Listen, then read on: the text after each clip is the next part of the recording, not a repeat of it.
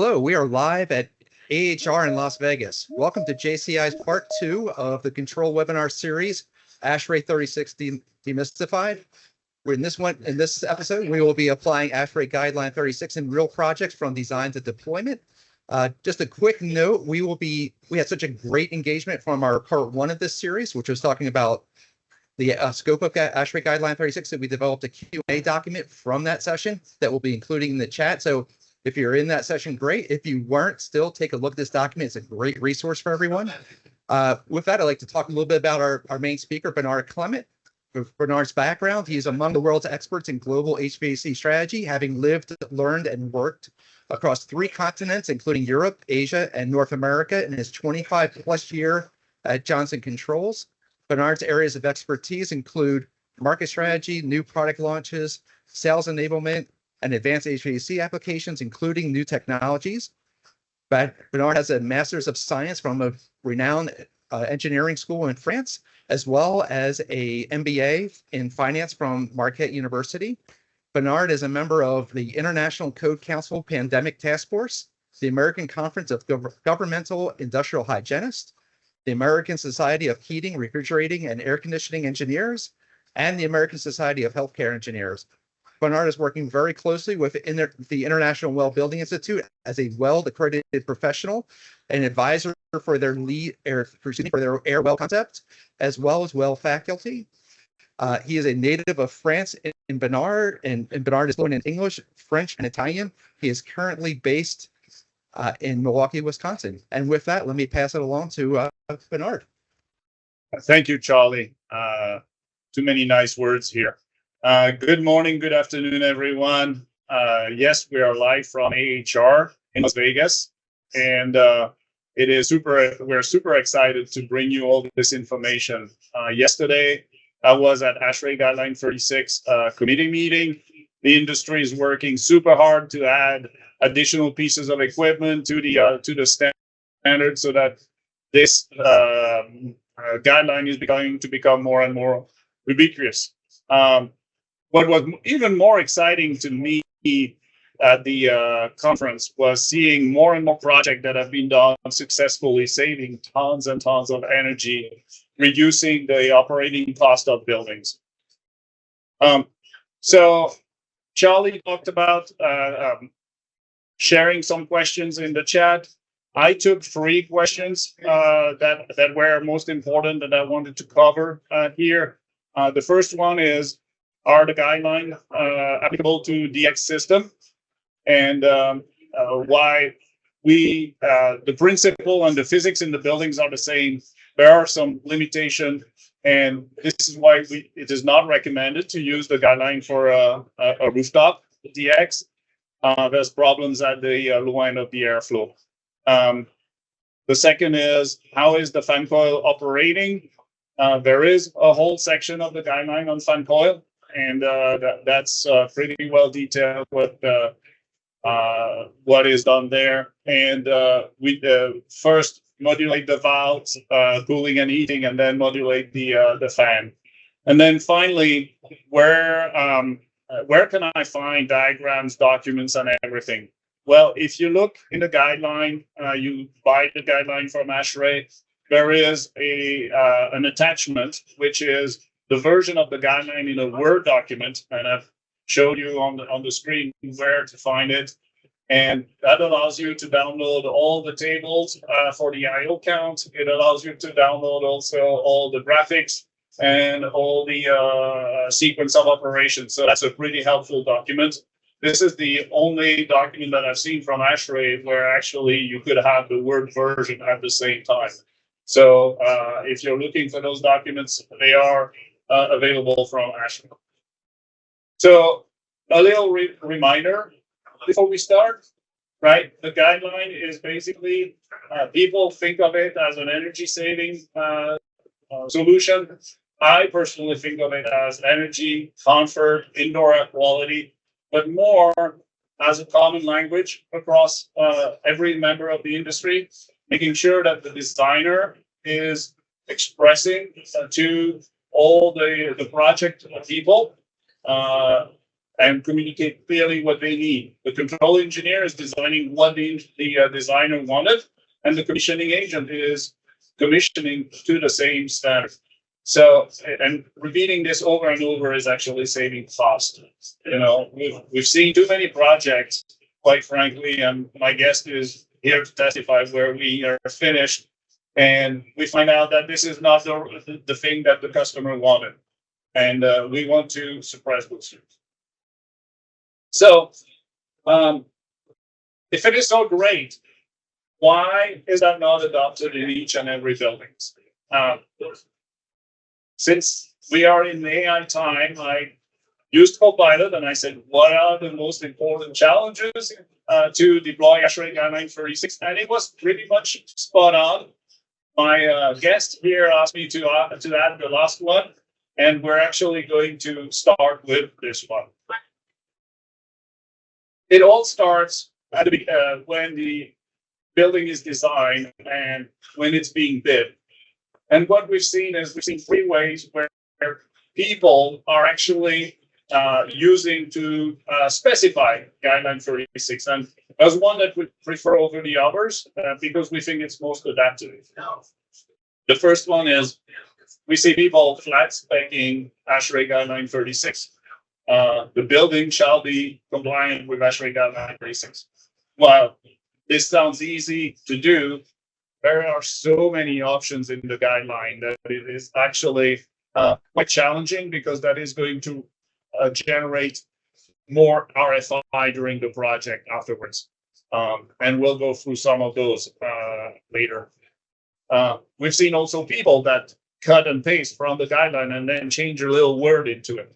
You know, an and became an or, and from a sequence of operation, that could be a big deal. And we find it too late. What we do like, and what we think is the most efficient, is specifying what is from the guideline itself, using the reference numbers, and then identify if there are changes or deviation from the guideline. We think this is the most efficient way of doing it. So I took some examples because, you know, say it's a guideline, this is how everybody should be doing. Well, there are options. Here, I'm showing a table of the I/O points for the fan section of the air handling unit. And there are some points that are mandated. Every air handling unit will have a fan that needs to be started. There are points that are totally optional, right? It depends on the job and on the goodwill or on the specification from the customer. Such as the fan status.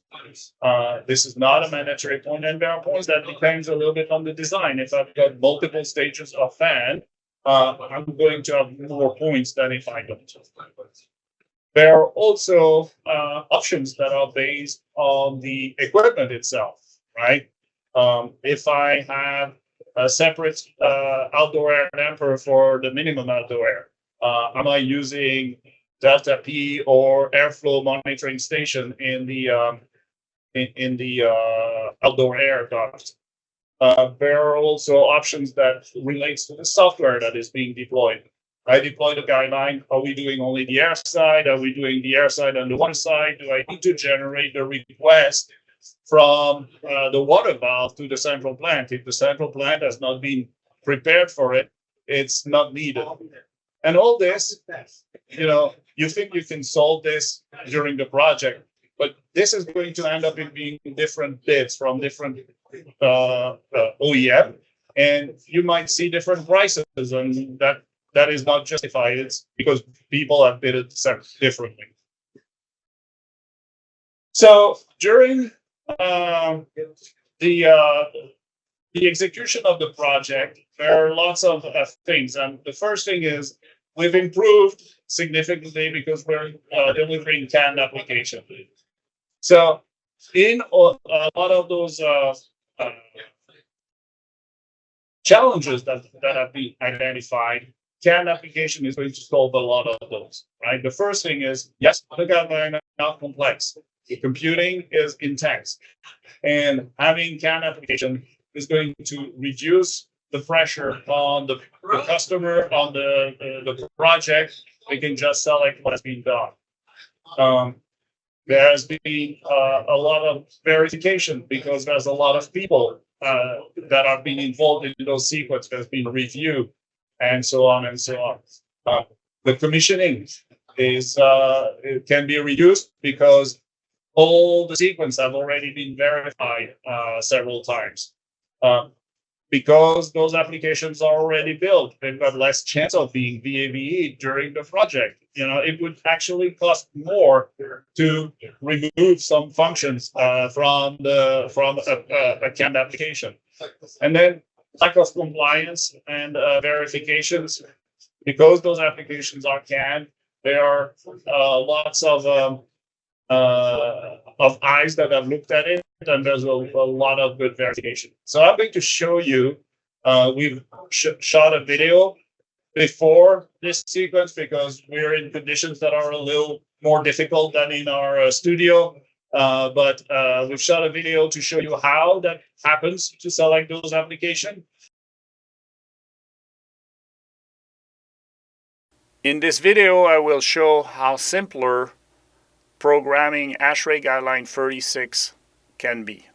For this demo, I will pick a simple VAV application, but this methodology extends to air handling unit with and without exhaust, to chiller plant, to boiler plant.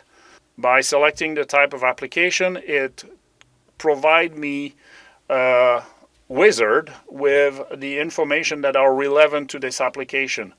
It does not give me a wire sheet or anything that I want to program.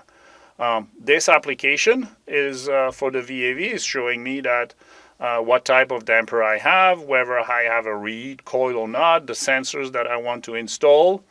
And here when I go to the bottom, I've got an option which is Guideline 36. And when I click this option, it's automatically calculating the minimum occupancy flow set point per the guideline and per ASHRAE 62.1 or Title 24. As you know, both options are available in the guideline. I can move to the next set of selections where I do have additional features that are related to whether I want the trim and response request to be generated, whether I want a warm-up cool-down for that particular job, or whether I want alarms to be handled. As you know, California does not require the alarms at the air handling at the VAV box. When I'm done, I click Finish. The system creates the application in the background and is going to present it to the engineers who can do some review and some addition to it.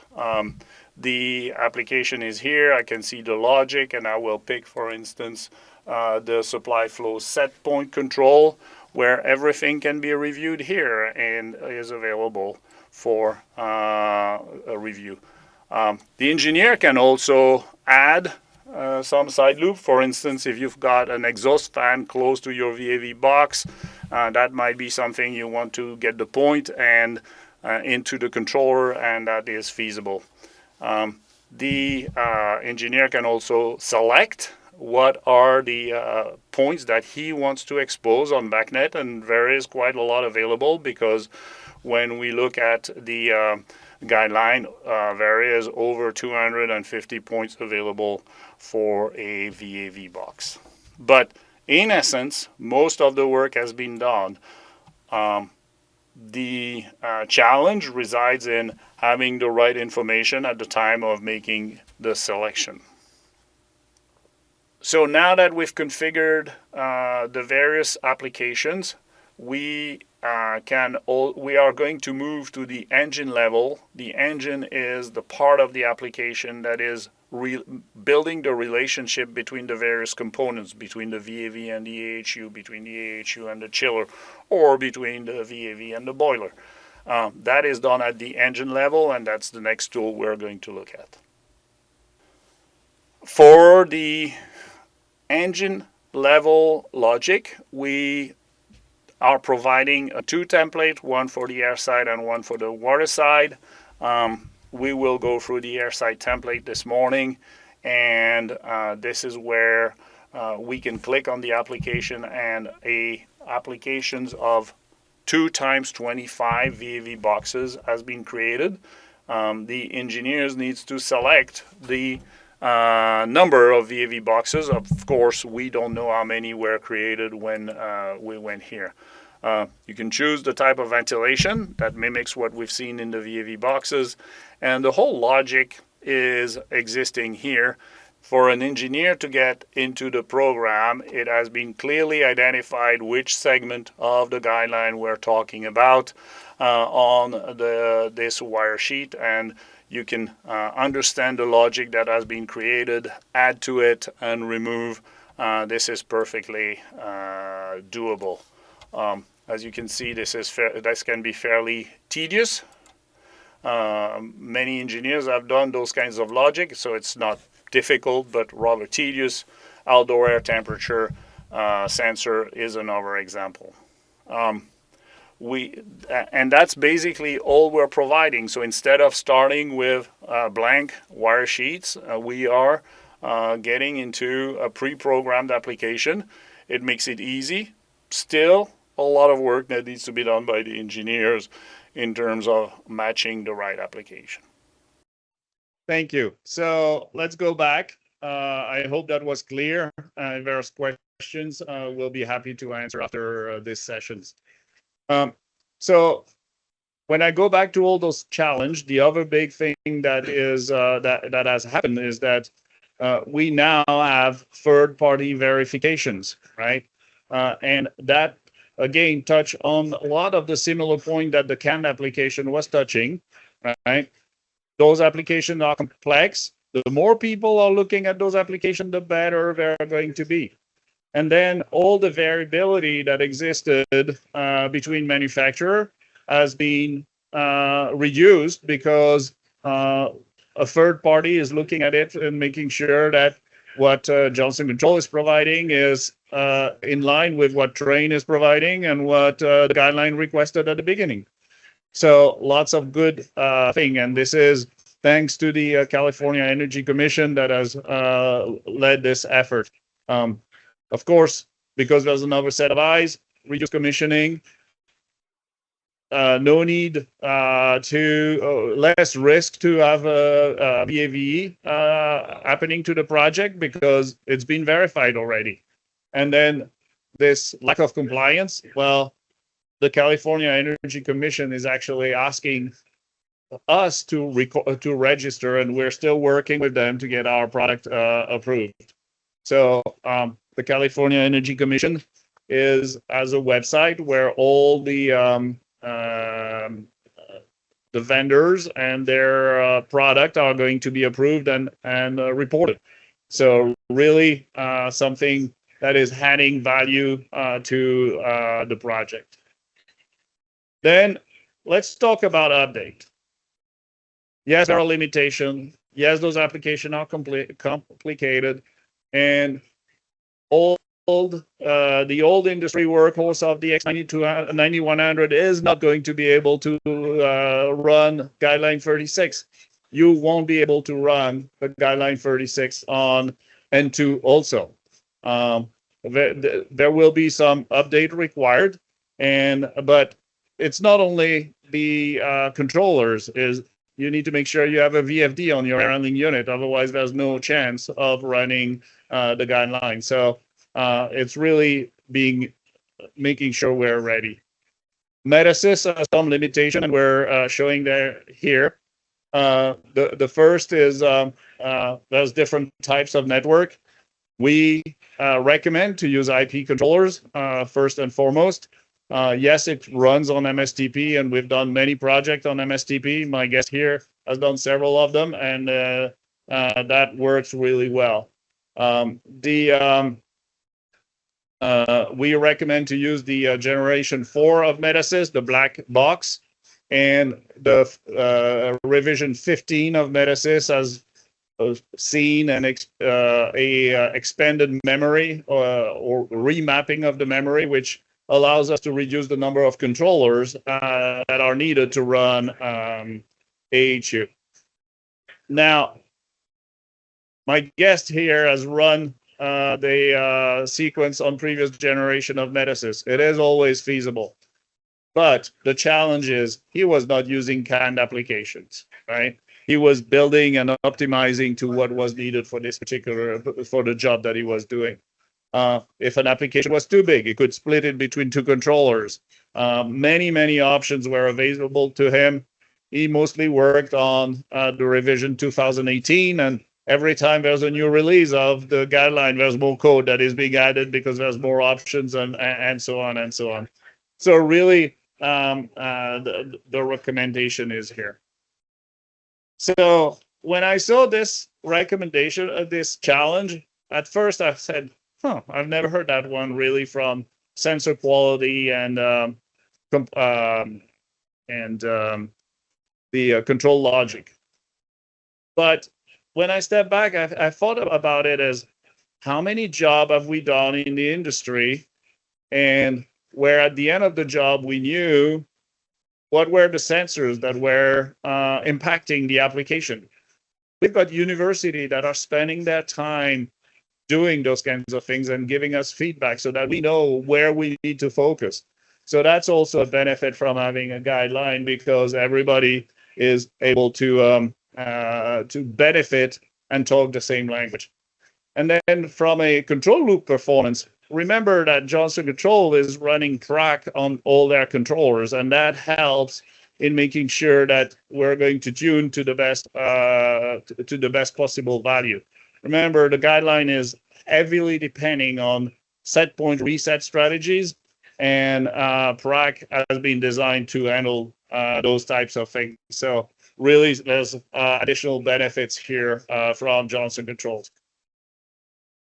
Then the last one is, well, education, right? This is what we're doing today. This is what I'm doing twice a month at least.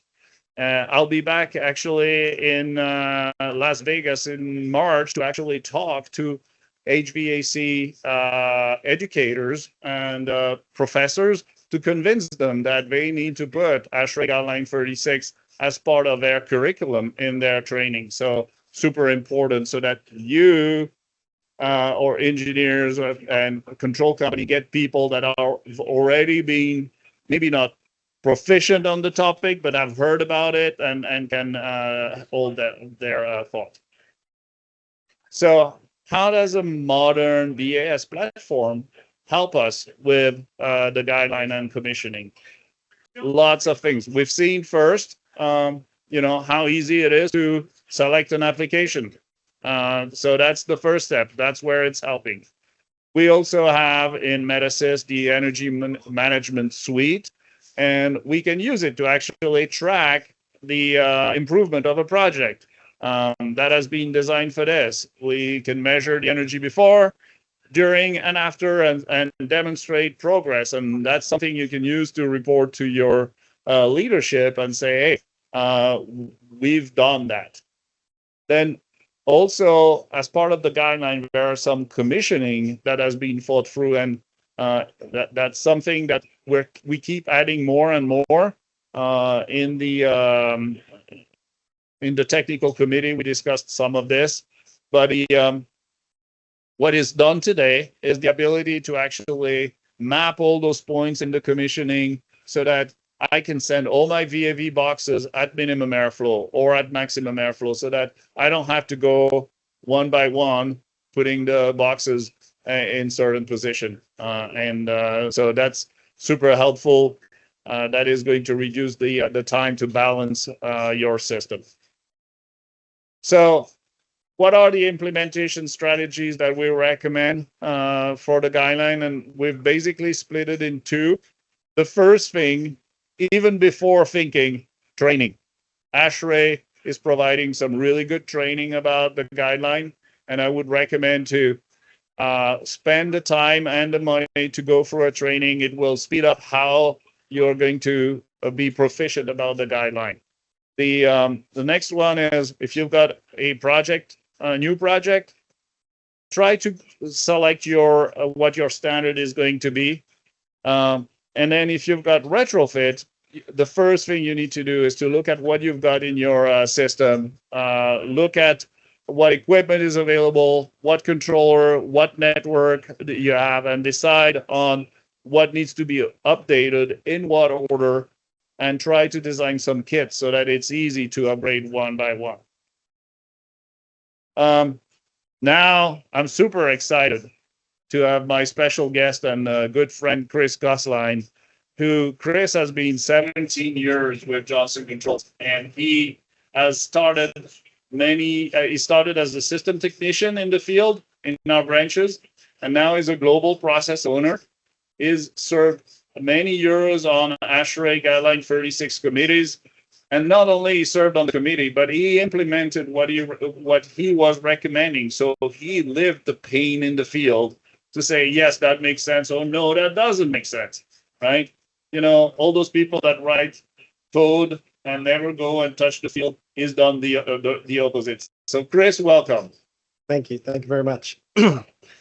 So Chris, you have participated in several projects since the inception of ASHRAE Guideline 36. I am sure all of your projects were successful. What makes some project easier than others? Well, first, thank you for bringing back some of those old memories.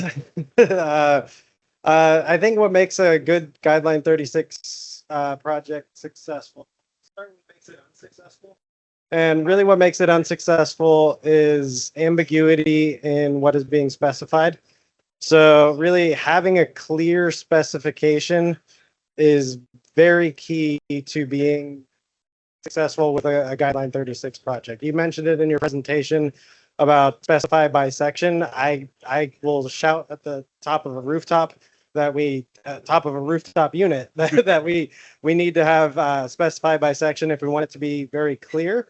I've been involved in projects where we flat spec'd Guideline 36, and it's hundreds of pages and it takes a while to read through. But I've also been involved in projects that had cut and paste of Guideline 36, and they removed every reference to Guideline 36 and every reference to ASHRAE. And if you didn't know, then you didn't know. And the problem with that is you can't use a standard, you can't use a canned application if the engineer or the person that's designing the system doesn't know that it's Guideline 36. And even if you say, okay, now that individual, they're in the industry, they should know Guideline 36. As you mentioned before, if there are copy and pastes, and then now there's copy and paste and modify, and it's not clearly understood what was modified, now I have to have a subject matter expertise in the guideline itself to understand what was modified.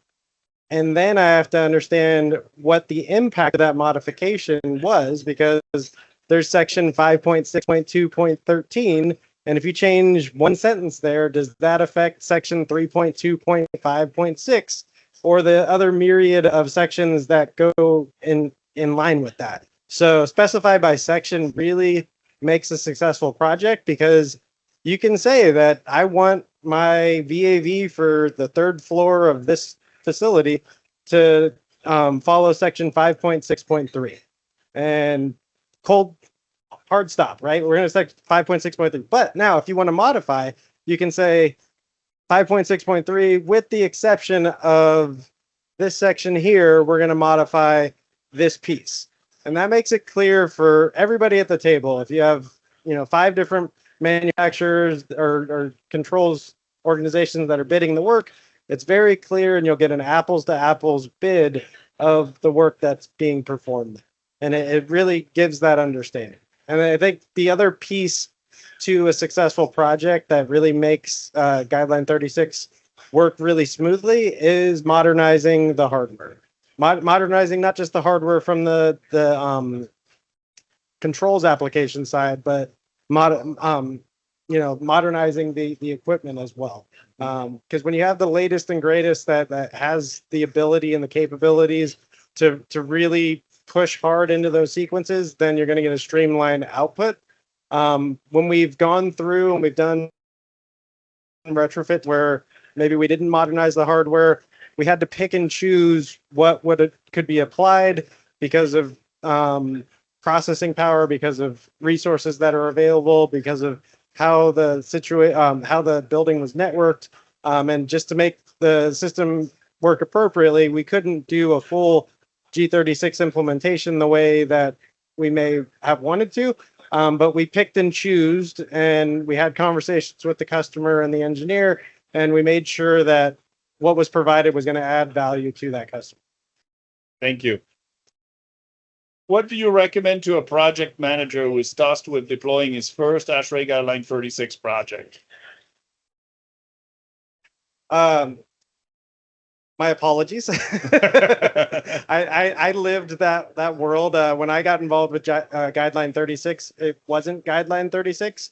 It was a science project with the California Energy Commission and Taylor Engineers. And it was before Guideline 36 was white paper. So when I saw the controls sequence of operations for ASHRAE Guideline 36, my jaw dropped. And I read it cover to cover 3 times before I really fully understood what was really trying to happen. But I think that the main thing that I would say for a project manager that's managing a controls installation of Guideline 36 is don't treat Guideline 36 projects like any other project. And what I mean by that is, you know, if I was going to say that we were doing a controls installation of a 2-story office building with 2 air handlers, maybe 25 VAVs per floor, and maybe a chiller and a hot water system, I would look at that and I would think that's a piece of cake project. That's a bread and butter of what we do. But when you look at Guideline 36, the complexity really shifts from the complexity being at the larger equipment to now the complexity lives at the terminal units. And really that's the beauty of a Guideline 36 application, is that there's voting, and it's almost crowdsourcing where we need energy all throughout the building, because the closest to the occupant, the closest to where we're feeling the need for the controls application is where the voting happens. So each VAV has that ability to really expand there. So the success or failure of that Guideline 36 project is really treat it like its own thing, right? And give it the attention it deserves. Okay. Good. I'm hearing from project teams that the design phase has significantly improved over the years, but we're still having issues during commissioning. What are your recommendations to alleviate these? It kind of piggybacks on your last question about, you know, how do we have success and treating it like its own project? And I think the main thing to understand with Guideline 36 is, you know, we're getting near the Super Bowl, right? So everybody's talking football. So I would say the difference between standard applications and the way that a lot of the control sequence of operations that I've seen in my career before Guideline 36 was everybody was playing man coverage. It was one-on-one defense. Everybody was covering, you know, they had their role and that's what they would do. So your VAV, it was a terminal unit. It controlled the space. Your air handler, it fed the floor of VAVs. Your chiller, it fed, you know, the sources of cooling, and same thing with the hot water system. But when you look at Guideline 36, there's a symbiotic relationship between all of the systems, and that's where the energy savings really comes. And when you look at it, it's really a zone defense. And the complexity really comes in Guideline 36 is if one person's not doing their job, then the whole defense falls apart, right? So when we're looking at Guideline 36 and we have all of these VAV boxes that have trim and response loops that are not only going to the air handler static pressure, they're also going to the air handler and saying, I need colder or warmer air. Mm-hmm. But they also have trim and response loops that are going to the boiler system and saying, hey, I need warmer or colder hot water. And all of those interactions are really where the complexity comes, and treating those systems appropriately and commissioning the system and not the equipment is really where you're going to find success. Okay, good advice. I attended a meeting with a customer who wanted to deploy Guideline 36 in an existing building and had 24 hours to switch over from an old system to a new. It was their first project for the engineering team, the control team, and the commissioning agent. I recommended against it as a first project. What makes the commissioning of these projects challenging? So I'll preface this as being, I spent 6 years as a project manager, and I think any complex situation can be appropriately project managed to make it be successful. But I think what really makes Guideline 36 challenging from an implementation perspective is that symbiotic relationship that I was talking about earlier, that things are tied together. I can't just go in and rip out the VAV box and have the VAV box operational. Fully operational. It can limp along and it can do the normal functions that it needs to do, but that system needs to talk, as I mentioned, to other things. Every PID loop ties to some sort of voting system, which ties to some sort of trim and response. So when we're really looking at an implementation, that complexity and that the need to commission the entire system, when we have shorter timelines, it leaves that variability there, where you're running a risk of not having a full implementation in that 24-hour period. Now, if it's critical care and we need everything to be operational exactly how it should be, then that's probably not where I would go. But I've done projects, for example, where we cut over the VAVs before the air handlers cut over. Sure. And we got all of the VAVs in place. We got them G36 ready, where they had all the trim and response loops. But we had to finagle those systems because those systems were looking for things like air handler status that didn't exist yet because of the air handlers hadn't been made G36 ready. So there was some extra work that would have to happen, that we commissioned those systems, but we had to leave them in a state that wasn't fully functional until we could get the other systems in place. And that's where you shorten that, you compress that timeline, and that's where the issues come from. But in the controls industry, we're pretty used to compressed timelines. We're compressed on every project. So, we can get through it, but we should manage it appropriately. Yeah. Okay. The Standing Guideline Project Committee is working hard to continue adding equipment to increase usability, but the committee cannot do it alone. What do you think the industry, all of us, should do to increase adoption? I think you had it on your slide, and you said it 3 times. You said education, education, education. Okay. And to me, that is really at the heart of it. So as a manufacturer, we need to educate ourselves. We need to make sure that we're informed. As mentioned before, ASHRAE Guideline 36, 2018 and 2021 and 2024 and beyond. There, it's constantly going to be updated, and there will be new things. And from a manufacturer perspective, the industry really needs to pay attention to it and give it the attention it deserves, just like the project managers should, right? And from that perspective, that's one piece of the tripod, right? Now, from the design engineer perspective, same thing. We're going through a webinar here and talking about awareness and making sure that we're really aware of what we are specifying and making sure that it's clear and it's apples to apples for everybody for what the specification is. But on the flip side of that, the third leg of the tripod is the customer.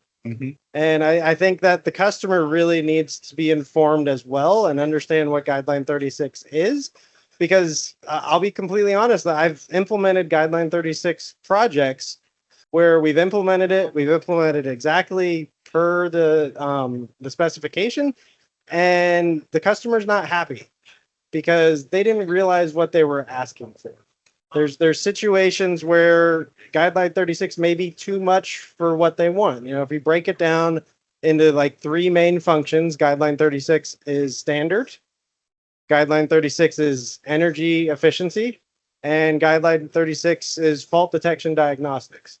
And if the customer really only wanted Guideline 36 because they watched a Johnson Controls webinar about energy savings, and maybe they didn't really care about the other things, then maybe, in that situation, we would pick and choose just to add certain pieces of it. But if the customer wants everything, then the customer needs to be aware of what they're asking for, because when you they're going to get what they ask for in a specification. So I would say that's the key to it. And then I would say the fourth piece of it is the commissioning industry side, because all of these things and all these moving parts of what the customer wants, of what the design engineers specifying, what the controls contractor is providing, now needs to be third-party verified.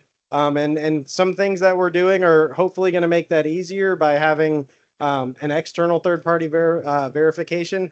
But there's always some testing that happens throughout a project. And from the commissioning industry, really being aware of what Guideline 36 is. But I think that's going to get better with time. Just because, I read through Guideline 36 3 times before I implemented my first system, but I really didn't understand it until I actually saw, fans ramping up and down and dampers moving. You kind of got to work your way through it and see Frankenstein come to life to really understand that. Any specific thoughts around upgrading an existing building? Yes, many. So if you're we've got only 3 minutes, okay? Okay. Because we need to leave time for our guests to for our questions. I think the big thing is that retrofits of Guideline 36 can work, but be clear on what you want, what you need as a result out of it. There's certain hardware that is just going to need to be modernized. If the hardware's really old, it may not be able to handle the complexity and the complex sequences. If the hardware is moderately old, it could be able to do bits and pieces of Guideline 36. And if it's modern, then we're not going to have a problem. But the other thing with retrofits that you might run into is just how your network structure is laid out within the building. You may have hardware that can do Guideline 36, but you may want to readjust how you're running your communication throughout that building just to make that implementation a little bit better. Okay. Well, thank you. We're going to conclude this webinar, and I'll say, we're going to have some questions, of course, but if I look in summary, the industry is making progress towards the adoption of ASHRAE Guideline 36. The ASHRAE is continuing to improve and complement the guideline, and that's good for all of us. Johnson Control and, quite frankly, several other manufacturers are developing canned applications that are being verified by third party, and that is good for all of us. University researchers all are working to make this easier and easier for it all. But training, I'll repeat it, is key component for a successful project. So before moving to the questions, don't forget to scan the QR code. There'll be another session on April 15 for this webinar. Charlie, back to you. Great. We have some fantastic questions. Jeremy is asking about kind of that balance between, how do we get from an energy efficient building and really saving energy without sacrificing health? So can we use G36 for that? And then a second part of that question was, can that be tied back to ASHRAE 241 with the IRMM type of model with it? So at the baseline, right, ASHRAE Guideline 36 today is implementing the energy side, right? It's reducing, but it is fully compliant with ASHRAE 62.1. It's fully compliant with ASHRAE 90.1, and it's fully compliant with ASHRAE 55, which is the comfort side of things. What it does is actually it ramps up and down the amount of ventilation, mostly based on the occupancy and the number of people that are in the building. So that's how it can be compliant with both the energy and the indoor air quality. Regarding 241 today per se is not adopted in the guideline, but 241 is basically talking about overriding what the minimum airflow is in case of pandemic. And like any building automation system, we can always override certain value. Should we have some map point that allows us to do the entire building? That's probably a good idea for the future. It's not implemented yet. As you know, 241 has been developed in emergency first. It's going through a second round right now. I'm sure at one point in time the guideline will implement also 241. Chris, any thought on that? I would just say that there's a lot of code out there, and doing controls installation over the past 20 years, the code doesn't always make it into the sequence of operation that gets installed. And I think that's one of the benefits of Guideline 36 is there's a committee that's paying attention to all of the code changes that are happening out there, and they're making sure that the sequences meet those codes.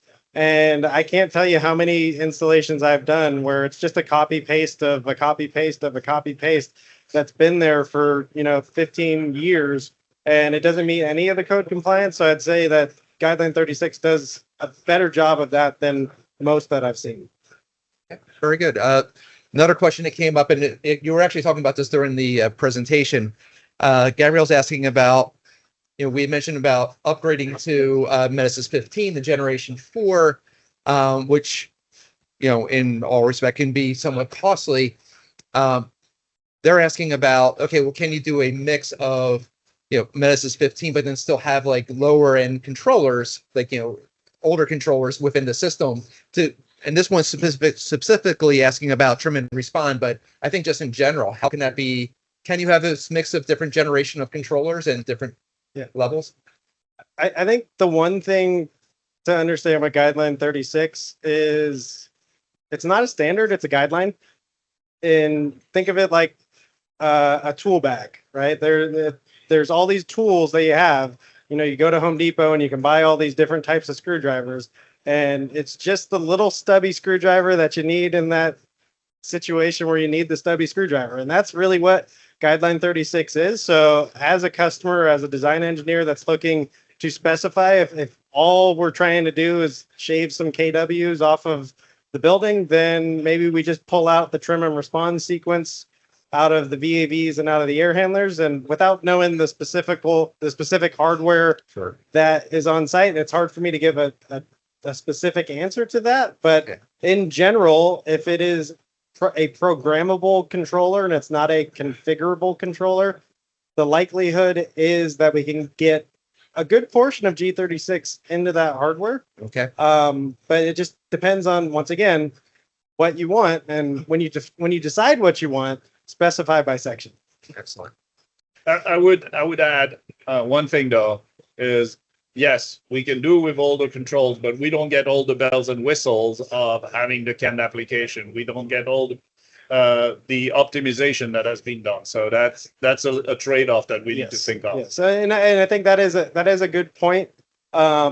Just thinking of a customer that it's not just a specific building, but if you're looking to standardize your operations across all of your facilities, having the canned applications actually gets you in a situation where you can have multiple contractors, multiple providers provide the same level of programming and sequencing, because it's been the Wild West with G36. And I've come across situations with customers where other contractors haven't been able to perform to provide the sequences that have been provided. So it's one of those things that having the easy button where you can, pick and choose what you want and have it snap together a program that's going to be compliant, that definitely does add benefit from a labor perspective as well. The other thing I was going to add, is, the real value of Guideline 36 is in spaces that have high variability of occupancy, right? So maybe if you've got a room that doesn't have any of variability, that's where you don't need to update, and you focus on the spaces that really matters. Yeah. Okay, excellent. And there's another, maybe I'll combine these questions a little bit. So talking about, the specifying Guideline 36 for consulting engineers, what tools are out there to make it a little bit easier for them? And also, what if they're working with different BMS systems? Like, how's that come together for them? Is there something that they can do that would help with that? Well, Guideline 36 is vendor agnostic, so it really is, it's a sequence of operation, and it's up to the contractor to provide. So I would say to that piece, that's one piece. I think the other piece is that Guideline 36 does come with the Word document of the sequence. So if you are going to go with a copy paste method, it makes it a heck of a lot easier to copy paste out of Word than it is out of a PDF. Sure. I know that there's some work that's been happening, I believe in California, maybe UC Berkeley. I'm not familiar that they've kind of a selection that can be done to Yes. select the code. I don't know if you know more about that than I do, but No, I don't. I know of its existence. I know that it was not complete, but there are some universities that are working towards this. Yeah. Sure. Excellent. Okay, and there's a question here in terms of pre-populated SCT archives, and they go into LCT, logic for engine level programming. Where can they get copies? And is there a PDF explaining an overview? so I believe that, well, I know for internal to Johnson Controls, we have a library where all of this can be provided. I believe for our ABCS contractors as well, there's a library that's available for that code. I would say reach out to your Johnson Controls rep, and we should be able to get you everything that you're requesting. Fantastic. And then another question here is just looking for insights into the future of G36. When are more applications going to be added? I think, Bernard, you had looked into this a little bit. Do we have any kind of timeline for what's coming up next? Well, timeline is a hard thing to say, because where is Guideline 36 going to stop, right? I mean, there's a lot of work that needs to be done. Every piece of equipment, in theory, could find its way to the guideline. It's a little bit the priority is defined by the applicability and the need of the industry, right? I mean, there's a lot of questions around DOAs that are coming. There's a lot of questions around rooftop. I mean, we had those questions last webinar. There's a lot, there's a lot of questions around also heat pumps, right? In particular, because heat pumps are the topic of the day. And quite frankly, you can't just switch the code that you were using for your boiler and hope your heat pump is going to work. So there's a prioritization. And, if you want it to go faster, quite frankly, come and participate in the committee. And the more people will be there, the more, the faster it will be released. Okay, excellent. I think at this point we've actually covered all the questions that have been added into the post. And I put in some other posts. Please, if you have any more questions, please reach out to us. There's a link there for connecting with a local JCI office, as well as some other areas that we can, help you with. Any closing thoughts that you want to add? Okay, I think we're good. See then. you on April 15th. Yes, yes. That's my closing thoughts. Fantastic. Thank you, everyone.